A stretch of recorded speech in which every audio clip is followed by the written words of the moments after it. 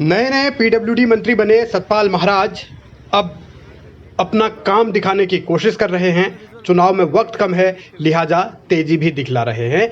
अब देहरादून के प्रेमनगर वो पहुंचे, जहां एक सड़क का पुस्ता गिरा था। वहां उन्होंने जांच की और ये दिखाने की कोशिश की कि वो एक मंत्री के तौर पर कितने एक्टिव हैं। और उनका एक संकेत ये भी था कि अगर उन्हें पहले से ये मंत्रालय दे दिया गया होता तो शायद हालात कुछ और होते।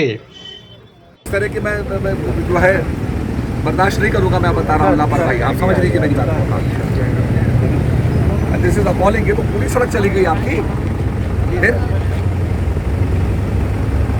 ये तो कनेक्टिविटी में भी असर पड़ता है। और कोई तेजी से चलता हुआ आएगा वो तो गिर जाएगा इसके अंदर, किसी को पता ना चले। और आपने मार्किंग लगाई है इसमें कि रास्ता टूटा हुआ है, यहाँ पर कोई मार्किंग लगी है? ऊपर कोई मार्किंग नहीं लगी आपकी। नहीं तो कब लगाएंगे आप? जब गिर जाएगा आदमी तब लगाएंगे। तो कहाँ लगाया आपने? बोर्ड बताइए कहाँ लगाए?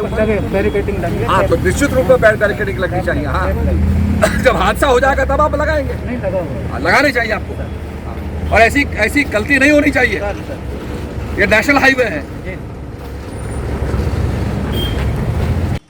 सतपाल महाराज मुख्यमंत्री बनने का सपना देख रहे थे। वो सपना तो पूरा नहीं हुआ, लेकिन जिस विभाग पर 4.5 साल तक मुख्यमंत्रियों ने कब्जा जमाए रखा, यानी पहले त्रिवेंद्र रावत फिर तीरथ रावत, वो विभाग मिला तो सतपाल आक्रामक हो गए और वो ये भी समझाने की कोशिश करने लगे कि काम किया कैसे जाता है। और शायद तीरथ और त्रिवेंद्र पर यह तंज भी था। पता चला है कि कॉन्ट्रैक्टर ने अपनी गलती मान ली है, वो पूरी रिपेयरिंग करने जा रहा है। मैंने कहा ये इतना बड़ा एक ऐसी चीज़ है कि इसमें कोई भी हादसा हो सकता था, तो ऐसी पुनरावृत्ति ना हो। और पूरी हम इसकी जांच करा रहे हैं कि कोई भी ऐसा फिर से एवलांच ना आए या कोई इस प्रकार से ये जो टूट के गिर गया है, क्रैक्स आ गए हैं, ऐसे डेवलप ना हो।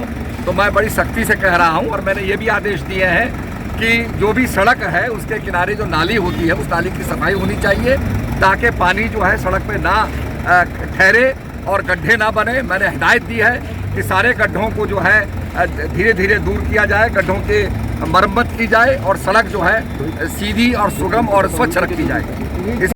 सतपाल महाराज सड़कों के गड्ढे भरने की बात तब कर रहे हैं जबकि चुनाव में अब महज 4.5 से 5 महीने का वक्त है। इससे पहले त्रिवेंद्र रावत करीब 4 साल तक मुख्यमंत्री रहे, वो भी यही दुहाई देते रहते थे सड़कों के गड्ढे भरेंगे। 3-3.5 महीने फिर तीरथ रावत मुख्यमंत्री बने तो उनका भी फोकस सड़कों पर था, लेकिन ज़मीन पर कुछ दिखा नहीं। सड़कों की हालत अब भी खराब है। और इन चुनौतियों और हालातों के बीच, क्योंकि सतपाल महाराज राज्य का मुख्यमंत्री बनने का सपना बड़ी बेसब्री से देख रहे थे, वो सपना तो साकार हुआ नहीं, लिहाजा पीडब्ल्यूडी मंत्री बने हैं तो दो पूर्व मुख्यमंत्रियों को आईना दिखाने की कोशिश कर रहे हैं। मगर सवाल ये कि क्या अब इतने कम वक्त में सब कुछ दुरुस्त हो जाएगा, सब कुछ ठीक हो जाएगा? और क्या सड़कों पर जिस तरीके से अब मंत्री उतर रहे हैं तो ये वोट में बदल पाएगा? जनता क्या इस पर भरोसा कर पाएगी?